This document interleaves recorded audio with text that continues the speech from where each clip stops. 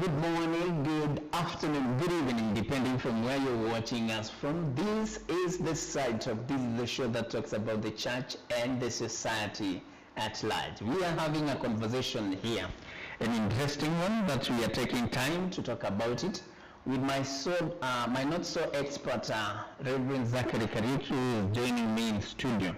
And we have been having this conversation for a number of episodes. And this is the journey before marriage and the journey after marriage. We are saying thank you for taking time and being part of this conversation. Thank you for the feedback that we are getting from our social media platforms. We are live on our social media platforms, that is Instagram, Facebook, YouTube, and TikTok. We are calling ourselves at RGC Heroes of Faith. So, on this particular conversation, Reverend, first of all, karibu sana. Thank you, Julius.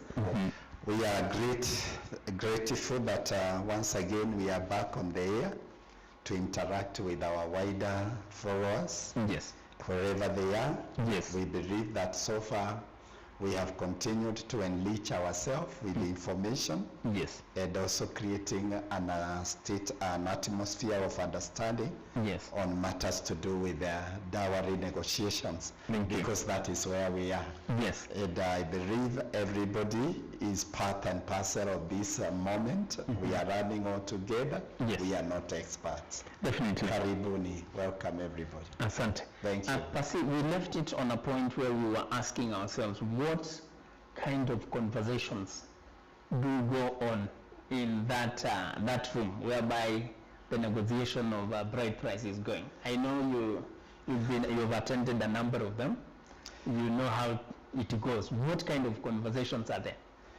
Yes, thank you, Julius.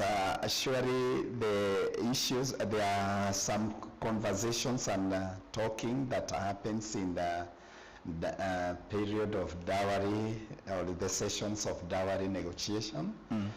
Well, in most of the cultures, dowry negotiations are engagements between the two families that are brought together by the young people who have shown their interest to marry each other.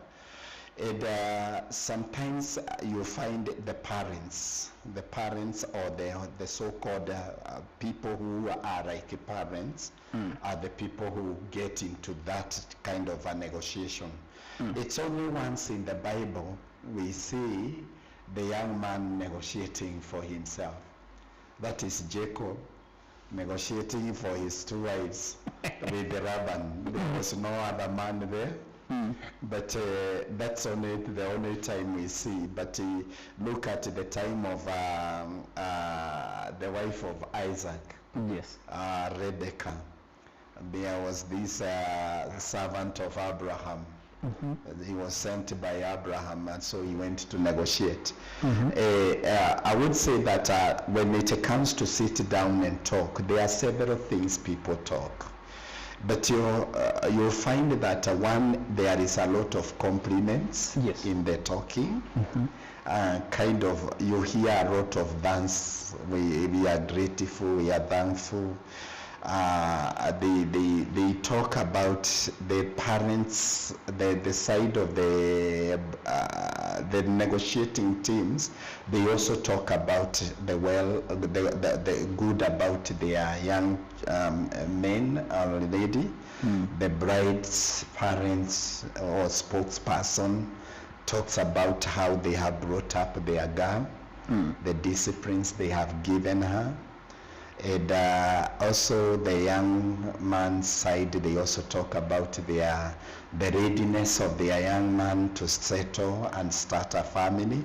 They prove that he is a mature person, capable, disciplined, and well-behaved to start a family. Another thing, when it is coming to the negotiations, also the bride's parents or the team, they are asked by the bridegroom's side how do we go about this issue of enabling and helping our young people to settle in marriage? That's how do you people, what is your procedure in dowry? Because they are the people who will tell them, if in our home, on our side, this is how we go through this dowry negotiations, and they have point of references with their parents or great parents, that is grandfathers, the ancestors. They can tell you how it has been done. At the same time, also with the brides, the bridegroom side, as they reason, so they are told where they will begin from. Because actually, after listening to how the negotiations process goes, it is done, they asked now, what do we start with?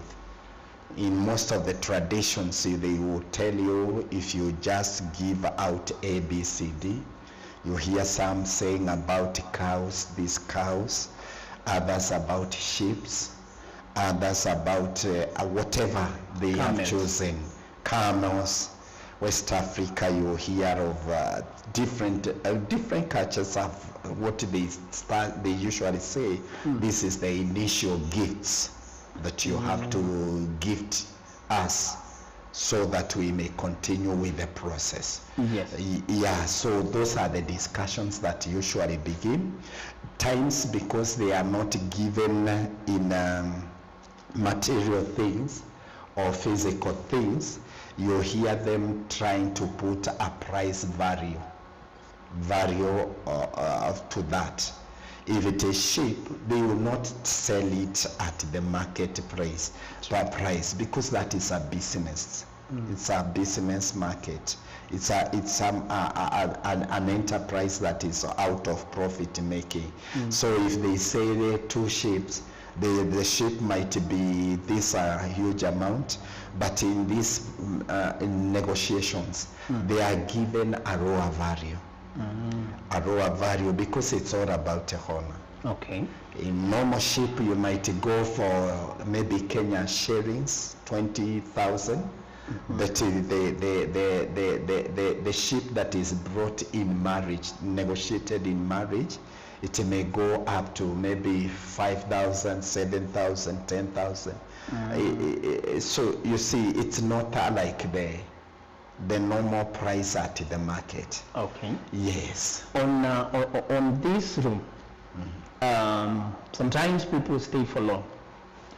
Have you, or let me put it this way, in case or in a point where the two parties do not agree in that room, what happens?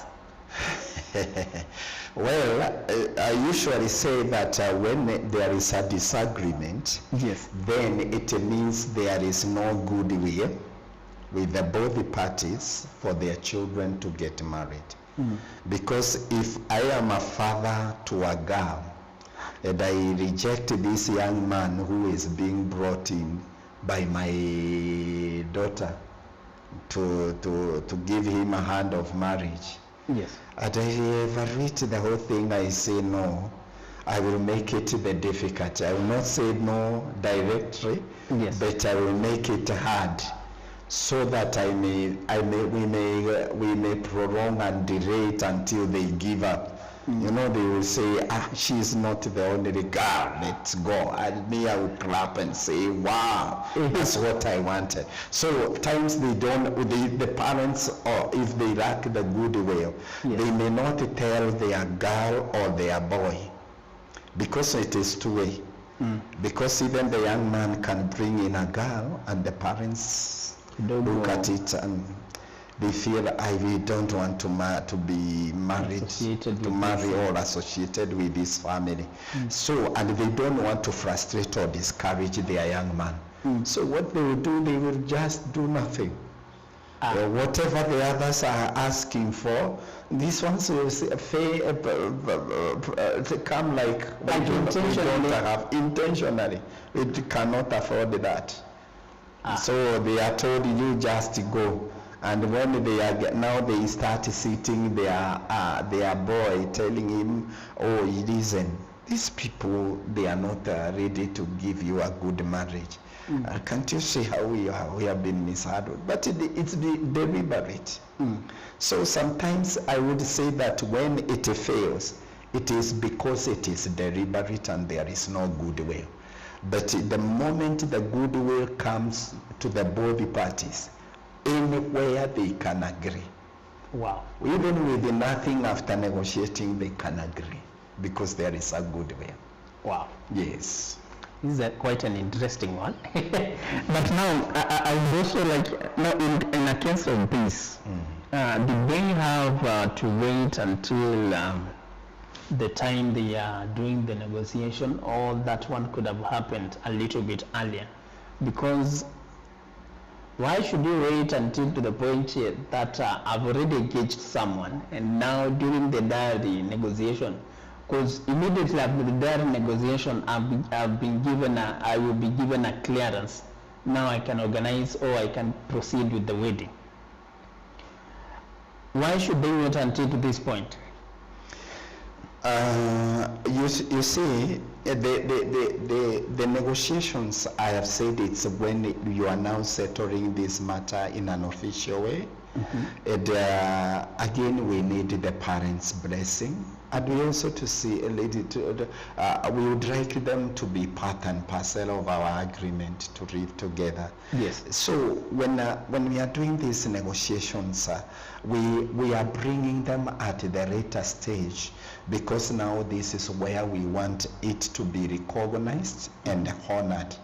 I've seen young people taking a shortcut. Even they don't inform the parents, they just go and begin living together. Later on, the parents are being informed, oh, I took this girl, somebody's girl. We are living together as husband and wife. Can you go and let's go and inform the parents? But you look at it, even when it happens in that way, the issue of goodwill is not there. This new family starts to go through a kind of stigma, isolation, rejection, and curses of all kind. You hear even parents vowing, you will never have peace in that marriage. You see, and again, you know, goodwill is the flow of blessing when it comes to the parents. And sometimes you find people are getting married for 10 years, 20 years, they have children, but the parents have not recognized that marriage. And because of it, you find these people are going through hellfire. I usually say, even today, those who are listening to us, and maybe you are going through the same thing, exactly what I am talking about, sometimes it is good to engage more wider and more.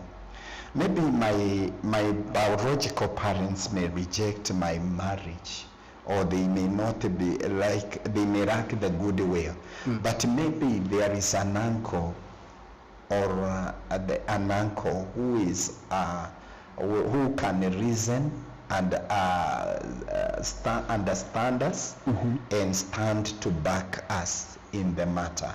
You know, that person is still a parent.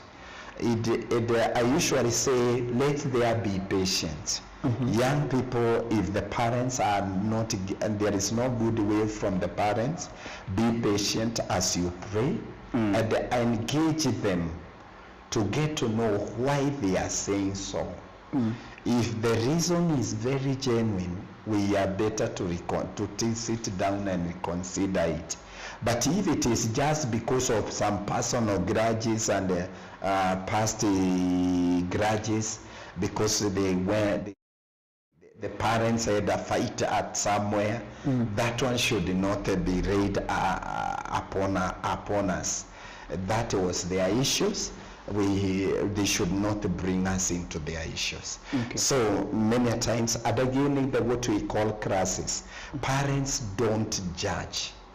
I usually say to the parents, I might have my son marrying a girl Probably if we, in the common sense where people say, as we have, we are rich, and them they are poor. And you find the parents fighting that relationship.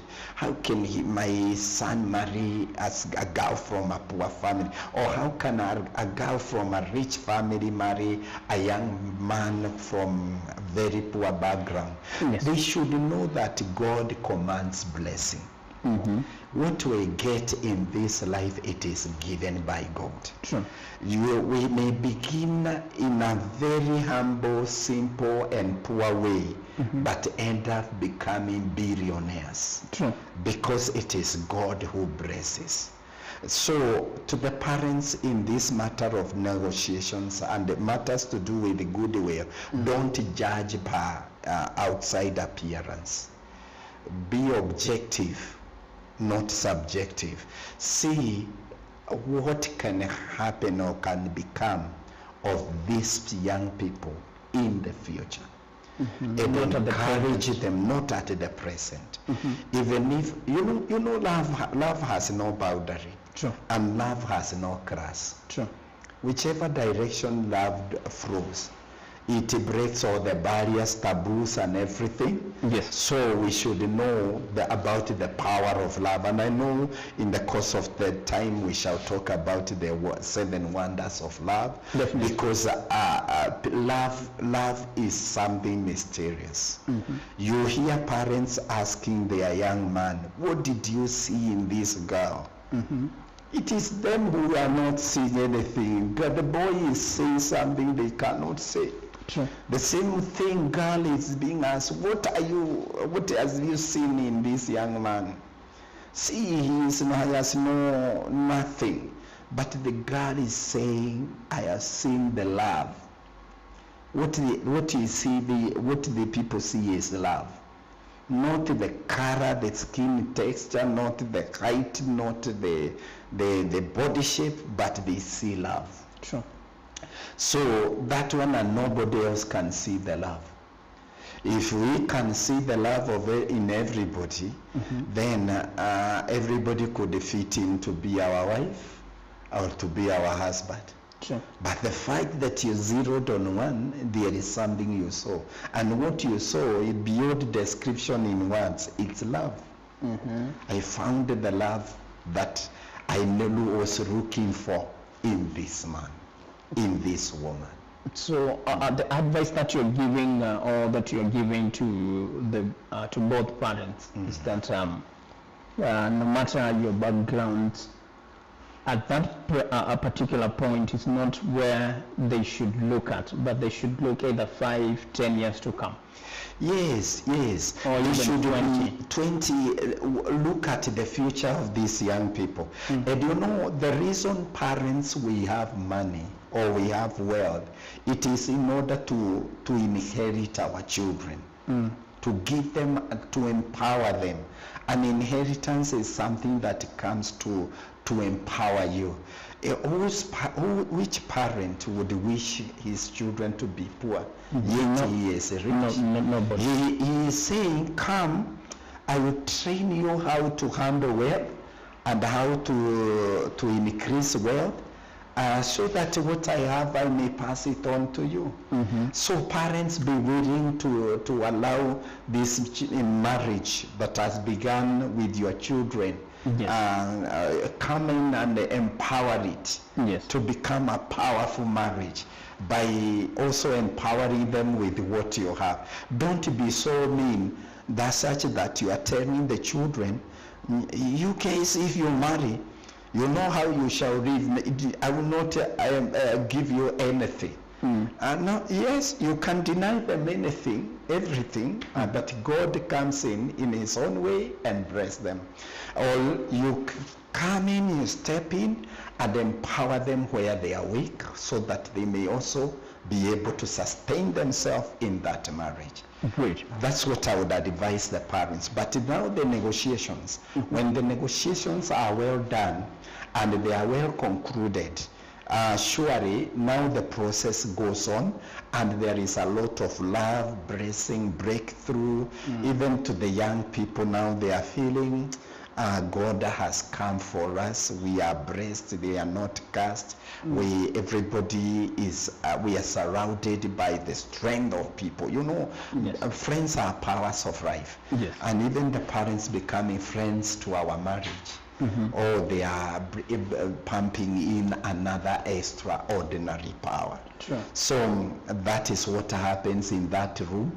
I know people outside, they wonder whether it is fights of all kind, and they are waiting for a white smoke. But when they hear the sound of a white smoke, or they see white smoke, everybody celebrate. Sure. But it's not a judgment seat.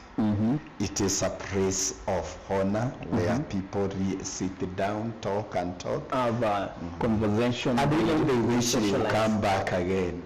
So that he may continue talking. Oh, so it's not more of the notion that people have, it's like kind of a fight and all that. It's a socialization platform. Yes, it's a socialization platform where we are engaging and getting to know each other deeper.